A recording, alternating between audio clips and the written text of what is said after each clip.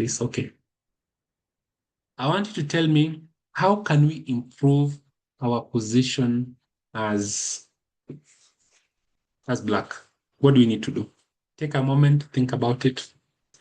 I want you to tell me, if you are black, how do we improve our position? And improving position is, if you go back to what I've posted up here, we can either improve material or improve development or improve king safety or improve piece activity or improve pawn structure, center control, or space advantage. And in terms of chess, one of the probably the 2 or 3 things you really want to pay attention to. Number 1 is piece activity. Okay? Piece activity, always think about that piece activity. And center control, those are really big things for you to really pay attention to. Okay? Sometimes space as well. Yeah. All these things are important. So Matthew Munene says, open the knight for the bishop to develop. Okay? So basically, move the knight to open for the bishop to develop. Okay? Precious says, make for the bishop and develop the knight. Okay? Reina says, move the knight to b6. Okay. Egan says, sacrifice the c6 pawn. Okay. Improve development. All right. Okay. So let's agree that the one thing that looks very obvious is we need to move this bishop away. Okay. Now, if it was me thinking about this bishop in this position after white castles, sorry, why does that keep happening? After white castles, the move that I'd want to play is actually that move. Okay, and I'll tell you how I arrive at that position. I'm going to assume that black is going to play. It's probably not the absolute best. I could be other things as well, but that's what I want to do.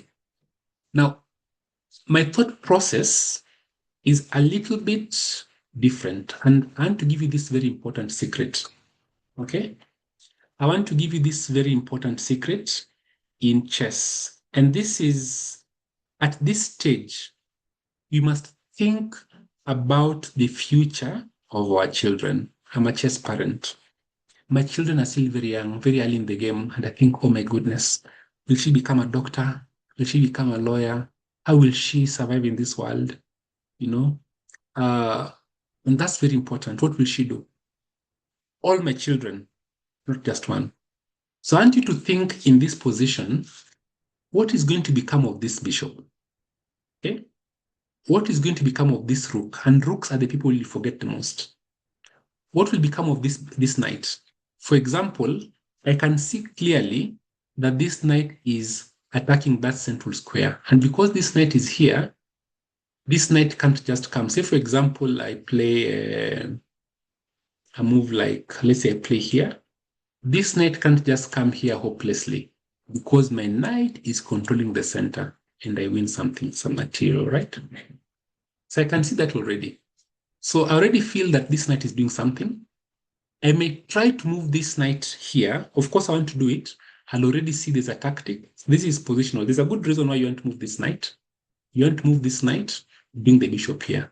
But I ask myself, what's the feature of this bishop here? What is it doing? And when I look at it, I see this bishop is still blocked. And when this knight has moved to the side, it's not really doing anything. So really, by moving this knight from here to here in this particular position, the case is where it's important. What's the feature of this knight? Is it going here? Is it going here? Is it coming home? When I ask myself about the future of my pieces, I may say, this is not a good move. Not just because of the fork, but because I actually see this is not a very good idea. It's losing control over something, right? That's number one. Number two, I want us to think about our rooks significantly, because these rooks have to go somewhere. The first thing we are told when you're learning chess is that rooks move in a straight line, all right? So if we are very careful, we can begin to notice that this rook is squished. It has no, it's really gasping for breath. It's really it does not even move. It's doing absolutely nothing. And rooks are powerful, by the way. After the queen, the rooks are next. This rook is powerful. So if you want to bring the rook into the game, then you have to think about which open file this rook is going to go from. rooks want to go to an open file and they want to double on the 7th rank. Most often, that's the dream of every rook, okay? So if you go back to this position and we find our 2 rooks are back home on F and A, these are painful rooks, man. These are rooks that go somewhere. Now, the secret way to get rooks into the game is something called a pawn break. You open lines. A pawn break is when a pawn attacks another pawn. All right? So when you think about this position, you must ask yourself, which file can I open for my rook? And the way to ask that question is you look at which file can open up. And I only see 3 potential pawn breaks. The first is this, okay? The second is this. So I'm going to place, for example, this, and then you play here. For example, I'm not doing it right now. This is a possibility. And this becomes an open file. My rook will be happy here. Okay. It doesn't mean I open up the file, because opening the file may be a good idea, maybe a bad idea. Okay. I can also see that I can actually also play this move. Okay. And then let's say my bishop has gone here. I'm just playing some bad moves. Okay, not necessarily bad moves. There's some bad moves here, of course. Let's pick. That's a bad move that could have won something. But in essence, then this file is opening up, and that can come there. So that's another place for my rook. I also see a third option where my knight can come like this. And I can play this move, and I can play this move, and I can play this move. So this is a third pawn break. So if you've attended my class, in this position, I'll think about my rooks and think about my pieces and think about their future. So I'll start with this bishop and wonder, where does this bishop want to go? Is it here? Is it here? Immediately, I see that this knight bishop here, this is not a future. This is just as bad. This is terrible. It's off the back, but it's doing nothing, all right? And I'll then see there are 2 possibilities. And in fact, while I wanted to play this move, I now see an even better move, which I'll explain. And it's simply because I'm trying to figure out, how do I open for all my pieces at the same time? And I will see, for example, I can take this guy and then I play this guy. Because when you take, I take back, you take back. Of course, you have to calculate. And suddenly, my bishop has an open line. And, sorry, something's going up. My bishop has an open line.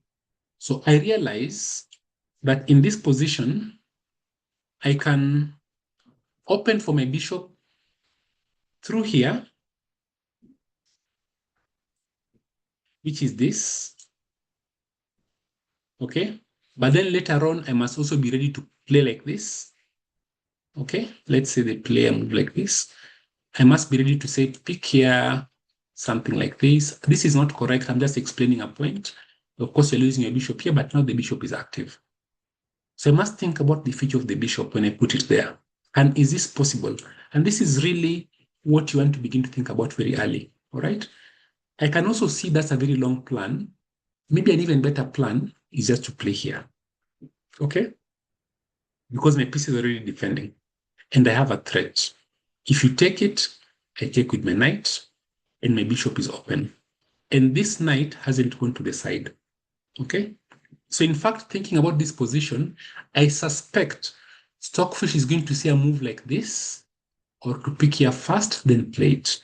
The reason why I may think twice about playing here first, let's say after the castle, let's say not king to f1, castle, is pawn structure.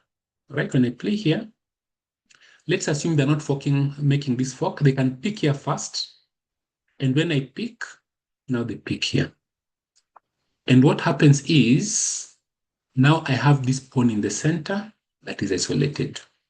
Okay, that's the only reason why I may think about picking first. I may decide that I want to play with an isolated queen's pawn, which can be a weakness. It is a weak pawn. but it has some advantages that will be discussed later. And if I don't want that weakness, then I may decide that I pick here first, and when they pick, now I push the pawn. Okay? And this is really probably a better plan. So thinking about chess like this really helps you. Now, why am I saying that is important? Because now my bishop is free, and I know where my rooks are going. My rook is coming here. The other rook may come here. Very simple chess, right? Let's ask the engine now. And the engine says exactly. You see that d times c4 is one of the key moves. D times c4, bishop times c4, and guess the move? e5. That's Stockfish, guys. Stockfish 18, by the way. And it sounds like, how do these computers figure these things out? There's nothing to figure out. Just to understand, my position is very bad. And you look at options. Chess, like life, is a game of options. I can either do this or I can do this. I can decide to go for medicine in school, or I can decide to go for law. Everything has its positive and its negative. So you calculate which one is better. And that is what makes a really strong chess player, right?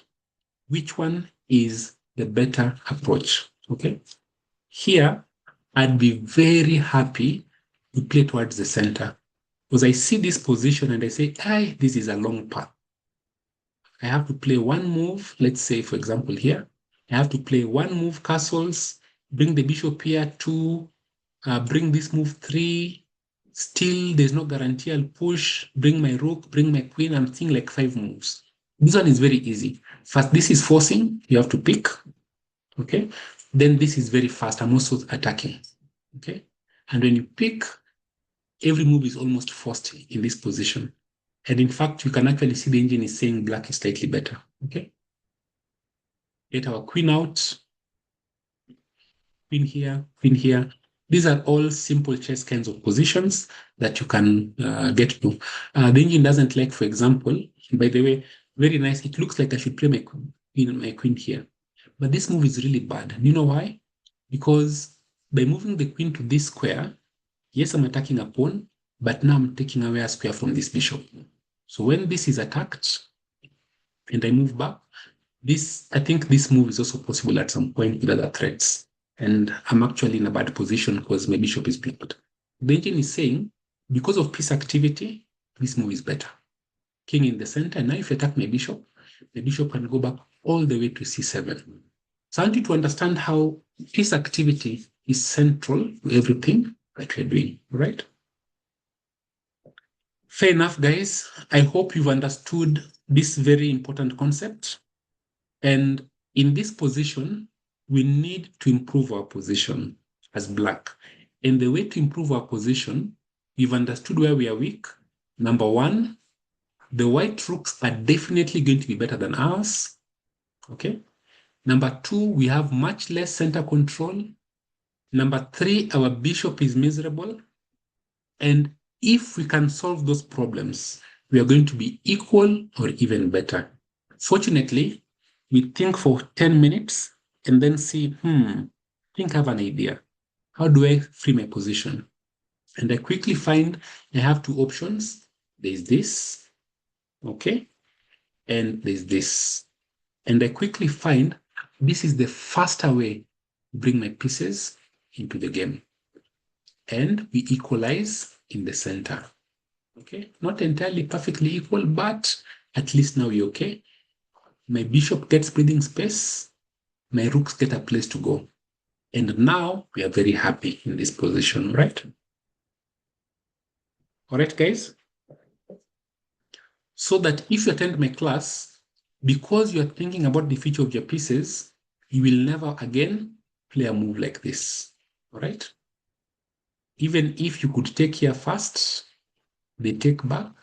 Okay, this is now possible, but it's not a very good move. You can even see the engine says you're almost losing because you've realized, yes, you've attacked the bishop, but the knight is out of place, and this move doesn't help you, right? Doesn't help you at all. In fact, now you've taken away your center control, okay? So we remember, what's the feature of this rook? It may come here. Guys, I want to leave it there. Tomorrow is a day. We are going to pick up the concepts of improving positional play. I hope that the players who are here from the last class, you've learned something new or reinforced something important about thinking about the future of your children. Take your time. Find out where everybody's going. In fact, if it was me, I would really wish I find a way to bring this night here. It's not possible. But if wishes are horses, that would be nice. Then let's say this, then maybe I move like this, then let's say this. Of course, I'm losing a pawn there, then maybe I move like this, and now I'm kind of happy. I can see where some of my pieces are going. Okay, that's an option. But first and foremost, I address my real problem. My real problem is this guy. So in your castle, takes, and finding a move like this makes you a very strong player. All right. Great, guys. That's the end of class for today. If you have a question, put in chat. At the lessons daily, no Egan. We only have Tuesday, Wednesday, and Thursday. Tuesday is end game, Wednesday is middle game, and Thursday is opening. All right. 6:30 to 7:30.